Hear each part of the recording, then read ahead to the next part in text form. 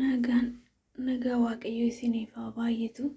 Nagaa maaltu jira miti dhugaa waaqayyo waan nama sururu waan nama jibbisiisu biyya keenya keessatti guyyaarraa gara guyyaatti dhagaa jiraanna jireenya nama jibbisiisa dhugaa waaqayyo.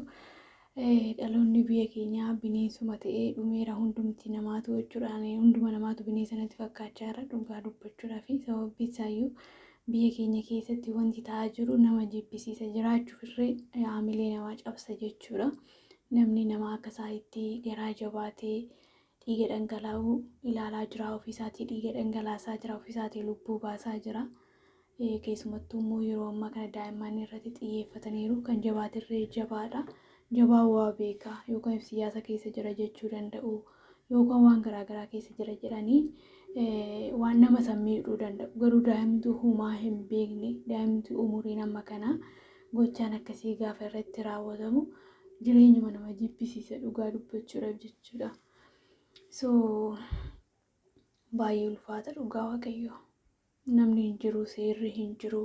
Namni keenyaan waaqasi sodaatu seerasi sodaatu seerri adabu hin jiru biyya keenya keessa waaqasi sodaatu ofumasaa namummaadhuma isaatirreen safeeffatu jechuudha. Waaqayyo araara biyya keenyatti agarsiisu malee wanti biyya keenya keessatti ta'aa jiru baay'ee nama gaddisiisa. Mucaa bareedduu isin asirratti argitan kuni gudeedamtee umurii ishee waggaa 10 iyyuu hin guutuudhaan gudeedanii erga fedhii isaanii baatanii booda lubbuudhaan irree carraa lubbuun jiraachurree hin kennineef jechuudha. Booda ajjeesan fannisanii ajjeesan jechuudha.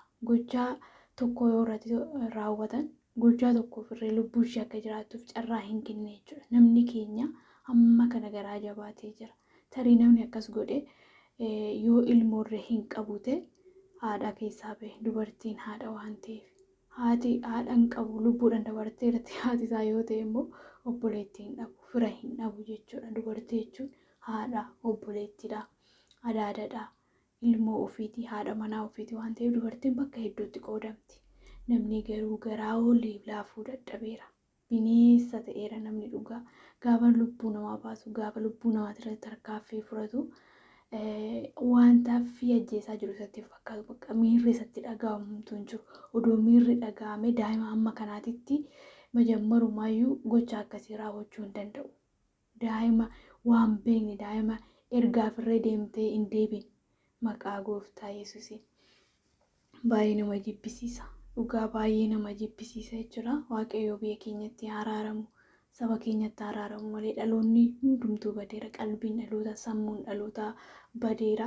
Already ijoolleen biyya keenyaa duratti haadhaaf abbaa sodaatu.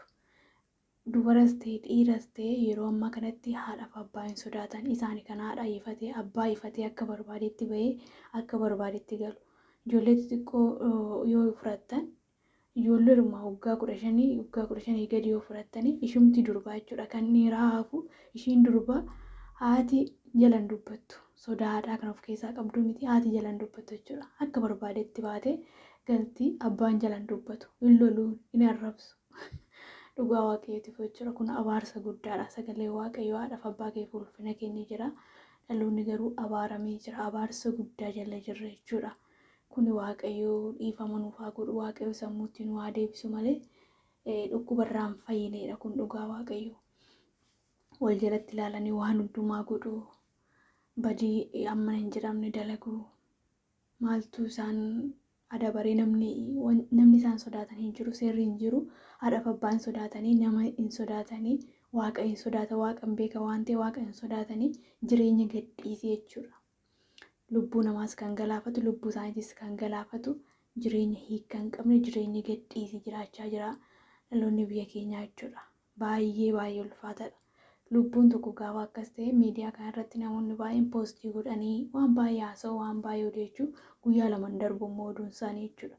Oduun isaanii guyyaa lamaan darbu bakka hafeera inni du'eera isaafis immoo dabaree eeggata jechuudha. Garuu warri iddoo seeraa jiran poolisiis haa ta'u qaama kamiyyuu maan taane gahee isaa odoo taphate inni har'a urufatti ilaalee intala ebeluutu akkas ta'e ilma ebeluutu akkas ta'e jedhee miidiyaarra dhufee poostii godhu suni guyyaa boruu ilma kootu akkas ta'a intala kootu akkas ta'a anatu akkas ta'a obboleessa koo abbaa kootu akkas ta'a jedhee osoo gahee mataa isaatii lafa jirutti, naannoo jirutti, bakka jirutti gahee mataa isaatii baatee akkasiin ta'u dhaloonni akkasitti karaatti nafuu jechuudha.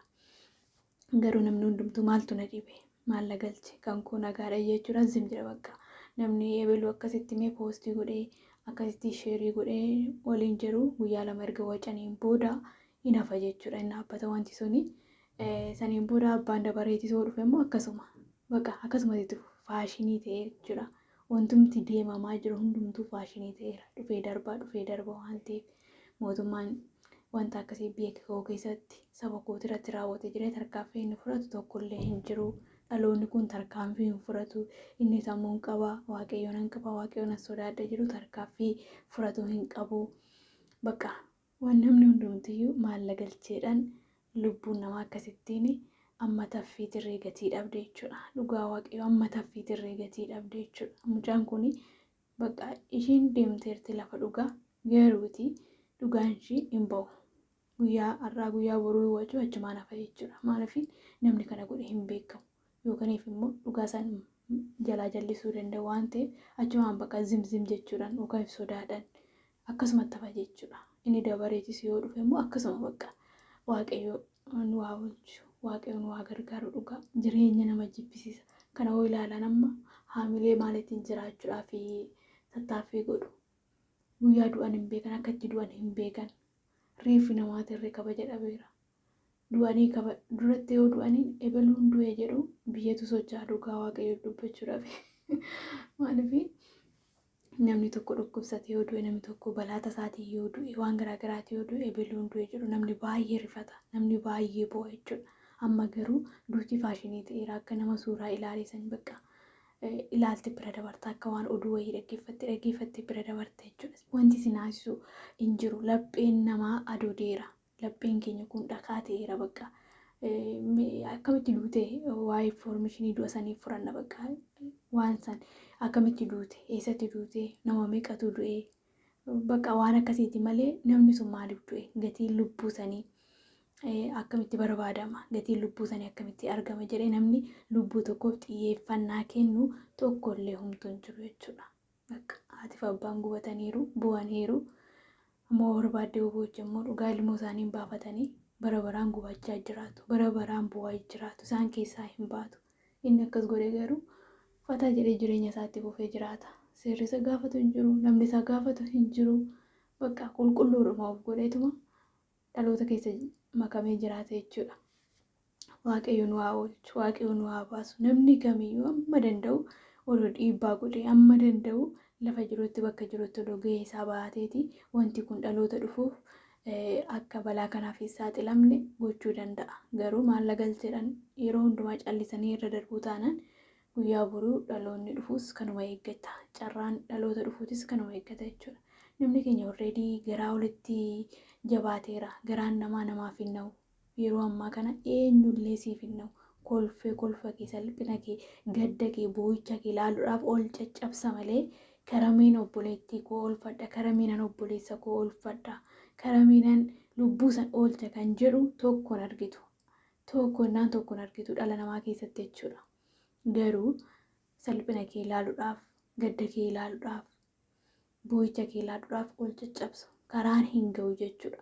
Fakkeenyaaf YouTube yookaan irra ilaala faarfannaa yoo poostii godhan sagalee waaqayyoo poostii godhan namni dhaggeeffatu hin jiru. Garuu wanta namatti hin tolle tokko wanta ciggaazaa tokko wanti tokko akkas ta'e yoo jedhani viyuunsaa isinitti himuu danda'u isin yoo beektu waan ta'eef waaqayyo namaa oolchu dhugaa waaqayyo waaqa jiraata baay'ee jireenya nama jibbisiisa dhugaa waaqayyootiif jechuudha. Kanaaf waaqayyo dhiifama nuuf haa godhu. Laphee keenya akkasitti manca'ee yaada keenya sammuu keenya akkasitti manca'ee kana waaqayyo sodaa isaatiin nu haa deebisu. Kiristoosiin malee jireenyi hin jiru obboloota koo.